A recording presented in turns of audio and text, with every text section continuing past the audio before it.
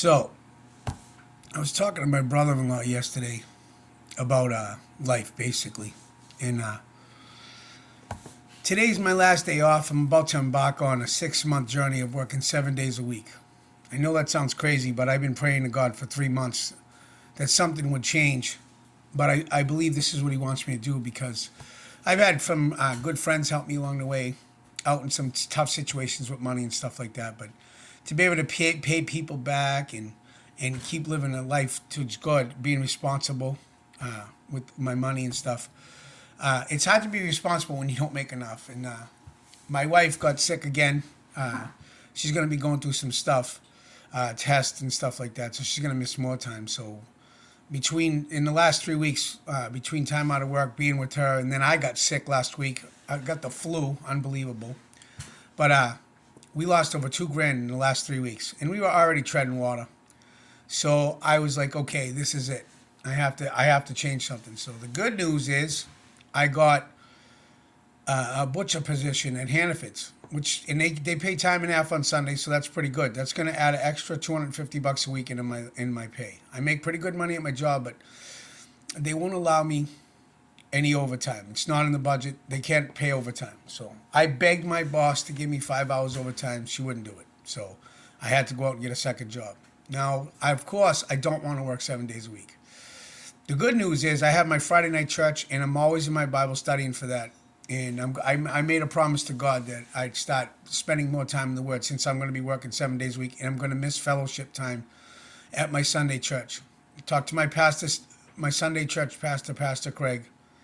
He understands. He knew it was coming. I've been telling him for a while. I've been treading water with the bills, and I can't lose my house, and I got to take care of my wife and kids. So that's it.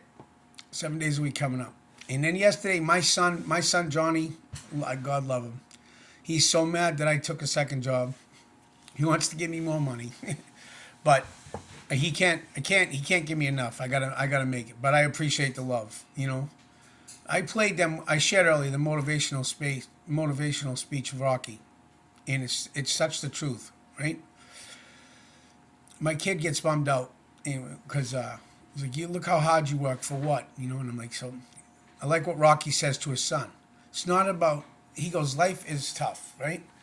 Life, me, you, and no one will ever hit as hard as life, right? So he goes, but it ain't how hard you can hit. It's how hard you can get hit and keep moving forward. And I always say, keep trudging. No matter what happens, I keep walking through it. I look at people, I say, just walk over it, walk through it. Just walk by it. And that's how I lead my life. When a problem comes, walk over it, Just shuffle through. It's a lot easier now that I follow the Lord too, because I have Him to fall back on, and He gives me the strength I need to put up with stuff. So the point of this video is, we can't let anything bother us. Of course, I don't want to work 7 days a week, but you know what?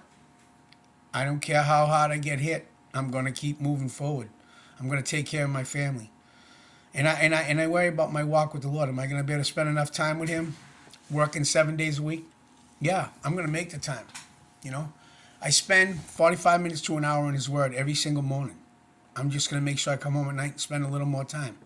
I'm usually writing to taking notes. At nighttime, if I'm too tired, I'll just read and contemplate and meditate, But, yeah, everything's going to be all right. I guess this is a motivational video for me to look back on. I just wanted to make a video about it, so everybody that's been praying for me, I have friends who pray for me and seen this stuff coming at me.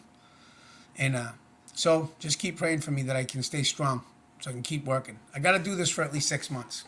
I got to pay my bills, catch up on everything, get life straightened around. And then and then the fun stuff. I need to put $1,000 into my bike this year. I need a few things. You guys, I love my motorcycle. It's the only thing I have outside of God and my family. I don't have any hobbies. I love my motorcycle. That's it. But I need a front tire. I need some brakes. I need to change the clutch basket this year. I want to change the bearing behind the clutch basket. Couldn't get a little whine out of there. Not bad. That's the original one from 2005. So I have no complaints. The newer Harleys. My '05 is beautiful. Regular maintenance. It runs beautiful. It doesn't leak oil. Anyway, all right. That's it. No matter how hard you get hit, Keep moving forward. Keep a positive attitude. Keep your eyes on the Lord. Peace, love, and God bless.